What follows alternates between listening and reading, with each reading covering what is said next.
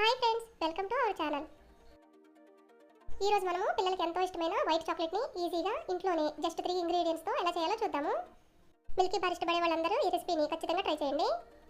దీనికోసం ముందుగా ఒక బౌల్ తీసుకుని 1 గ్లాస్ వాటర్ పోసుకుని దానిపైన వేరే బౌల్ పెట్టుకోవాలండి. ఈ ప్రాసెస్ అంతా మనం డబుల్ బాయిలింగ్ మెథడ్లో చేస్తాము. ఇప్పుడు బౌల్లో 1/2 కప్పు బటర్ వేసుకొని పూర్తిగా కరగనివ్వాలి. తర్వాత 5 డ్రాప్స్ వెనిలా ఎసెన్స్ వేసుకోవాలి. బటర్ పూర్తిగా కరిగిన తర్వాత 2 టేబుల్ స్పూన్లు ఐసింగ్ షుగర్ వేసుకొని బాగా కలుపుకోవాలి. ఈ ఐసింగ్ షుగర్ ఎలా చేయాలనేది వీడియో మన ఛానల్లో ఉందండి, లింక్ డిస్క్రిప్షన్లో ఇస్తాను, ఒకసారి చూడండి. ఐసింగ్ షుగర్ కూడా బటర్లో పూర్తిగా కరిగిపోయిన తర్వాత 2 టేబుల్ స్పూన్లు మిల్క్ పౌడర్ వేసుకొని బాగా కలుపుకోవాలి. మిల్క్ పౌడర్ వేసిన వెంటనే పొడి పొడిగా ఉంటుందండి, కంటిన్యూస్గా కలుపుకోవాలి. ఇలా స్మూత్ కన్సిస్టెన్సీ వచ్చేంత వరకు కంటిన్యూస్గా కలుపుతూ ఉండాలి. తర్వాత చాక్లెట్ని మౌల్డ్స్లో నింపుకోవాలి. మీ దగ్గర సిలికాన్ ఉంటే సిలికాన్ మౌల్డ్స్లో వేసుకోండి. నా దగ్గర సిలికాన్ మౌల్డ్ లేదు, అందుకే ఐస్ ట్రేలో క్లింగ్ పేపర్ వేసి దానిపైన చాక్లెట్ వేస్తున్నాను. ఇప్పుడు చాక్లెట్ని ఫ్రీజర్లో పెట్టి పూర్తిగా సెట్ అవ్వనివ్వాలి.